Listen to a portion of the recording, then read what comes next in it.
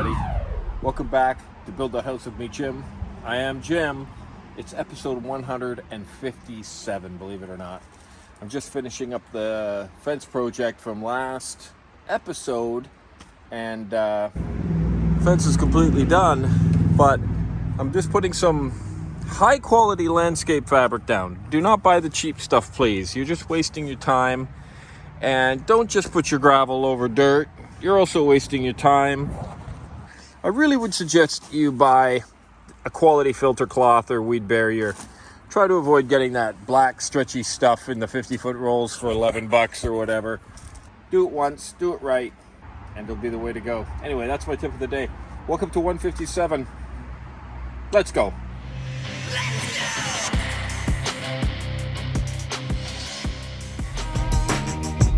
So I finished the fence project in its entirety. Put landscape fabric down, gravel, trimmed out the panels, cleaned everything up a little bit, and there it is. I put that wire mesh there because I didn't want birds nesting and getting into the house, and they were trying to. So it takes a while to go around doing that. Now, if you remember that or not, but whatever. Going around, put wire mesh everywhere. Now I got these flies. So my buddy says, hey man, if you got flies in your house, something died in there. I'm like, well, how could anything have gotten inside? You know, that wouldn't have got, like, that would be obvious. Rodents would can't climb stairs. They might be able to get down into the basement. But I mean, I've looked everywhere, and there's nowhere to hide here, guys. If you're a rodent and you die somewhere, you're gonna see them. But I remember that I did have a bat that was sleeping in here at night before I got the windows and doors on. Now, I don't know, maybe he somehow, or it got trapped when I put the doors on at the very end, or the windows or something, and it passed away. Let's just say passed away because the beloved bat spirit is in heaven now. So I gotta put some mesh from the old Amazon. Got a big mega roll of the old mesh, which is kind of like that screen material you put on your screen door. And I gotta do it all again. I gotta go all the way around, all up through each section, and staple this mesh to keep the insects out, because even if something did die, and that's why the flies are here, bees and wasps and other things might decide to get up in there and nest down the road. So that's the idea there. Mesh over mesh. Fiberglass screen mesh. Hopefully that'll do the trick. All right, I just thought I'd show you this. This is my random stack compost area. It's a bunch of ties, basic landscape ties, random stacked, meaning they're just match-sticked in there. Lots of air to help the composting. And I can move it over every couple of years, and I'll filter all this dirt. This is all black compost, beautiful stuff. Yeah, basically screen it. And I mean, it's labor intensive, but it keeps you fit.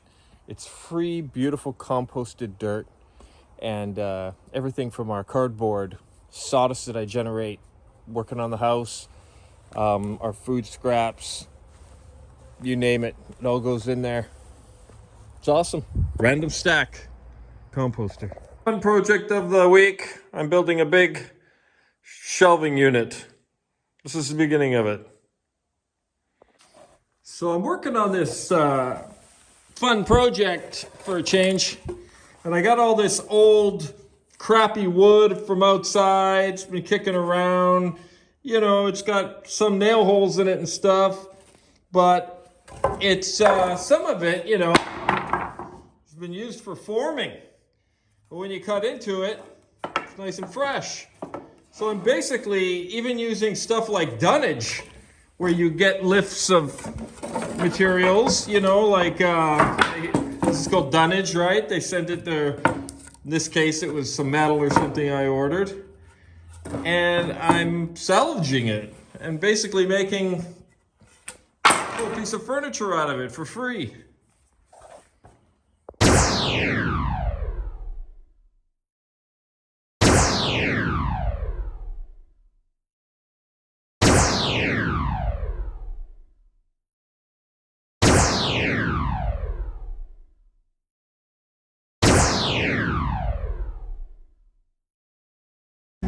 All right, I got myself a load of bark mulch here, and it's the greatest landscaping thing ever invented.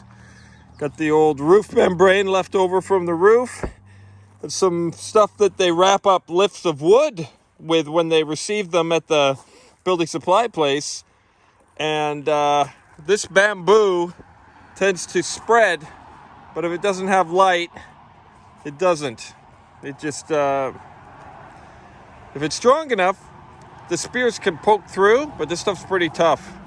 And if you knock the spears off, essentially, it kind of aborts them. Here, I'll show you.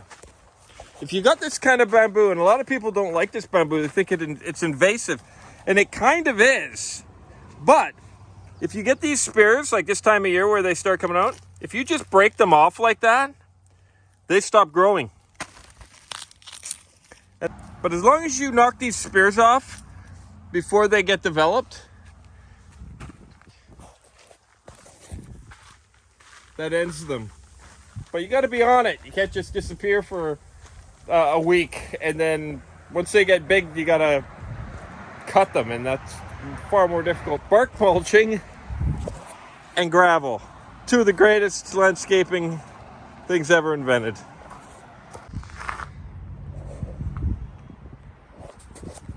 Yes, I'm building a house, but if you don't do maintenance on everything else you have, it will go to crap.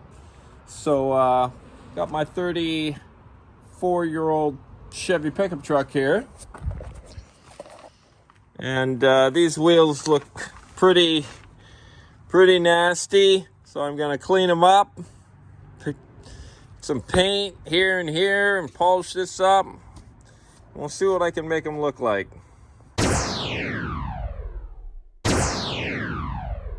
Hey everybody, just an update on this mesh project. I've gone all the way around, multiple sessions, and I'm down to the last 4 spaces there. Unfortunately, it's right over the staircase, so it makes it 5 times harder to do the job. But we have the technology here. So let me finish this. Vacuum the house up nice and clean, because there's all these wood chips from drilling holes from the electrical. And with any luck, the electrician and his apprentice will come next week. I'm waiting and waiting patiently. They're very busy. It's fine, but I'm also excited. So I've got my fingers crossed for next week, and we can get underway on getting this thing wired. In the meantime, let's stop the bugs from getting in. Okay, so as I mentioned, the electrician and the apprentice are coming tomorrow to get started, and we're gonna start upstairs here. So the big boss came by and said, hey, you gotta do these few things to get ready. And I'm doing that. So one of the tasks is to get these rolls for easy dispensing, so they can pull the wire easier. He wants 4 rolls here and 2 rolls downstairs. So that's the system I came up with. He suggested using this wire, but then I thought, well, I've got some old bar here, and then we won't waste wire. So that's basically the way it's gonna go. A few other little tasks to do, and we'll pick this up tomorrow at 7:30. All right, the electricians are here, and they've just given me my first tasks, linking all the boxes with wire. So I'm getting ready. So I set these rolls of wire up here like I was showing you yesterday for easy dispensing. My task is to link these plugs with sections of wire. And there's 12 in each circuit. and then you have to go back home again or something. So here I go. We're gonna get started. I always get very excited when I get help around here because it happens so rarely. I could count on my hand how many times people were around here in the last 5 years. So we're making it happen. This 2 hours. Yes. Yes. Pretty good, eh? Look at that.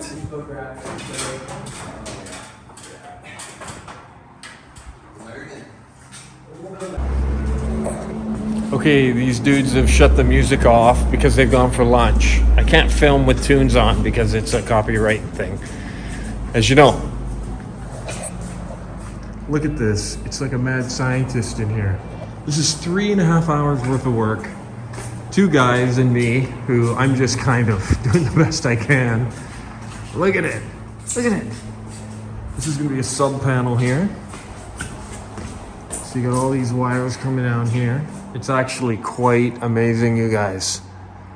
And it seems to happen fairly quickly compared to the world I live in. So my job is to link these plugins with each piece of wire, and you can have 12 on a run, and then there's something called a home run, and I think that's basically what it is. After you finish the cycle of 12, you go back, and I guess that's on a breaker. I don't know. I'm just learning, but as you can see here, it's crazy. It's a crazy scene. And wires everywhere. So I'm super happy with these guys. One guy's 17, one guy's about 28. I feel like an old man. What happened to my youth? Where'd that go? Anyway. So I just was sent up to the electrical supply place and picked up these things. Looks like a sub panel. A bunch of rolls of wires, some morettes, and a box behind there that you can't see. And what looks like a tech cable without the aluminum sheathing. And some other stuff, which I have no idea what that is. So I like that job. And now I'm gonna go get the boys a muffin. You gotta grease everybody, make sure they're happy.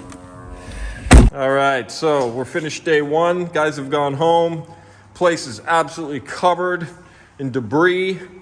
There's the sub panel up in the upper floor closet. Had to do some reconstructing with the way the wall was built. I took care of that. Right now I'm working late tonight, and I'm gonna set this Cat 5E cable up. So I'm hardwiring every bedroom with its own cable connection. I'm a little worried that if we use wireless cable, could have some difficulty going through these concrete floors. So just to make sure there's no problem, each room will be hardwired right to the mechanical room, right to the source, the cable panel. So yeah, totally pumped with what happened today. Looks good. And it looks like so much was done. And I mean, these guys are definitely pros. So that's it, guys. That's day 1. And I'll do some more filming tomorrow. It's just a really exciting time. All right, day 2 underway, and I'm tasked with drilling these set of 4 holes down the length of the basement. You can see them there. Marking them out. That'll be a path for all the wires to feed the main floor from this panel. All right, guys, this is really exciting. We got Aiden here. How's it going, guys? All right, welcome to YouTube. So I'm teaching Jim how to splice a plug here for his new house that he's building. Aiden's an apprenticing electrician. Yep. Very commendable this day and age to see a young man learning a valuable trade. And what are you going to show me today? Just how to splice a regular outlet. So we have 2 tails here. These tails are just in case someone puts a drywall screw through it And later on, if that happens, then you have that extra Exactly. wire to pull if they through. messed up anything inside of our box, we can just slide our wire down a little bit. Exactly, instead of having to completely replace a whole section of wire. Exactly. And that is to code as well. It's not just a precaution that the contractor takes. It's actually required. Yeah. So our next step is just going to be taking off the jacket of our wire here, like that. Cut it down to like a good length. I like to kind of measure with my hand. Right about where the thumb's sticking out is probably how much I'll need to get around the ground screw. Okay. Then I kind of just clip it here, pull our jacket back. And then if you look inside these boxes, there's these little clips here, right? So we want to get our jacket just flush with the little clips. So these gray little clips are like fish hooks. They prevent the wire from being pulled out of the box. Exactly. And what he's talking about is stripping it right back, basically to where that little gray hook trapdoor thing is. Yeah, it's pretty much like a trap door. It like lets stuff go in one way, but it doesn't like when it comes out the other way. So it kind of locks your wire in. Yeah, so this is an important step. We take one of our conductors here, ground one, and wrap it around the ground screw back of the box just to ensure everything in here is grounded. Right, so in each wire there is 3 wires, one black, one white, and one ground. Is that correct? That's correct. And you have stripped the ground wire, or is it? It comes stripped. Okay, so it doesn't require stripping. Yeah, it's the only wire that doesn't actually have insulation around And it. basically, then he's grounded it. He's taken that ground wire and wrapped it to a ground screw inside the reciprocal box. So now we're on phase 2, I like to call it. This is the splicing phase. So we're setting up all 3 of our wires, 3 different spots. So I like to do it like ground closest to the left, and then hot closest to the right, and then neutral in the middle. Makes it easy this way. So then when another electrician comes to put on the plug, everything's just in one location, right? Right. Right. And then we can get all these to length. Again, just like measuring with my hand, like 4 fingers is about the length I want for all of my wires. And so we've stripped an additional piece of ground wire and also wrapped that around the same ground screw? Is there 2 there? There's 2 here. We haven't attached anything yet. These are just the wires that come. Oh, I see. The 2 ground wires that come from the 2 wires that come in the top. Exactly. So you got 2 black, 2 white, 2 ground. Yeah. Okay. Then we're gonna want to set up for our splice. So we're gonna take about like 1/2 inch, 3/4 of an inch off the end of our conductors here, just so we can add a tail of wire so it can connect to the plug. So all these we need to find, this'll do. So I like to use like my side cutters to measure my tails. Okay. I kind of just set them up like this, hit a little snip right here, and I know that this will be perfect length to attach my outlet. Gotcha. Yeah, get my little knife here. Oh. Boom. Pull these guys out.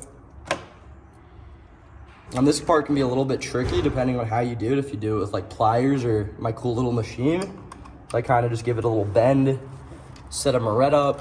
This is a cool little attachment for his drill. It's kind of like an auto moret winder. Got this off Temu, guys. Perfect, Beautiful. Timo. $1.49. Something like that, yeah. Let me get our little moret on.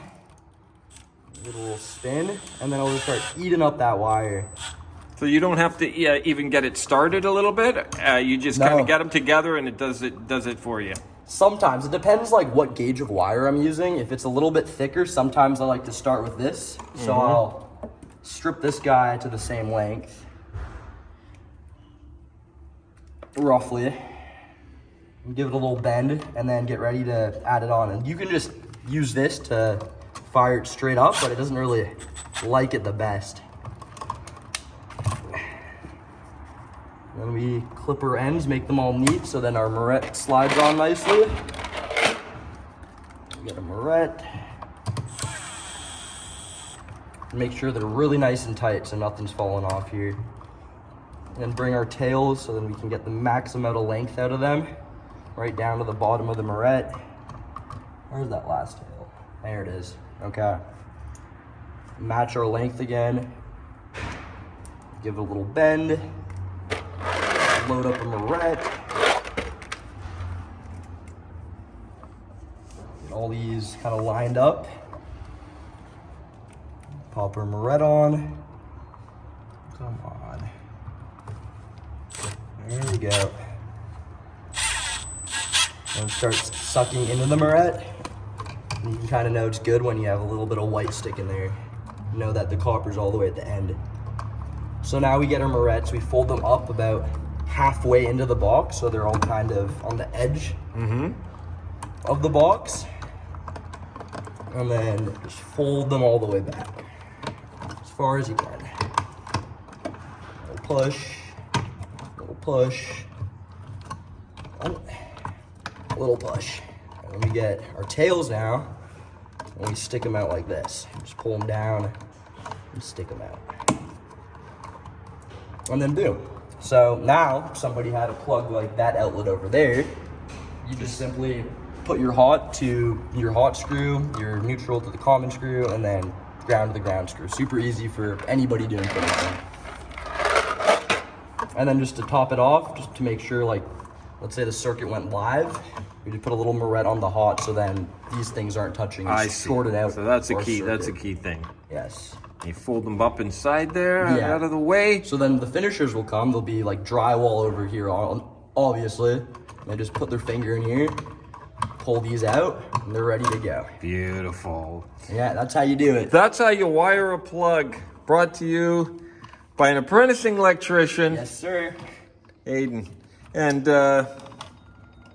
Oh, it's time to go, guys. it's time to go. So anyway, there you go. Hopefully that'll help you out if you're doing something like that at home on your own. Now I'm going to give it a whirl and see how I make out.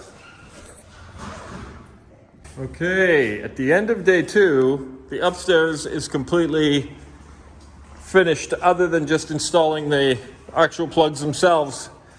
This panel is completely wired in. And we're now working on the main floor. I'm really tempted to hardwire, since I'm the guy that's putting in the CAT cable, getting a little enthusiastic about it. I was thinking, why not hardwire every bedroom with an internet?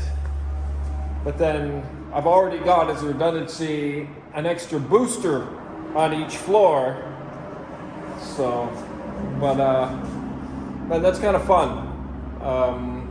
Having the power to just hardwire your internet instead of using like a wireless system. But I guess it's pretty I'm not a hardcore gamer or stock trader to the point where my trading has to go through instantaneously, or at all for that matter. But anyway, so that's day 1.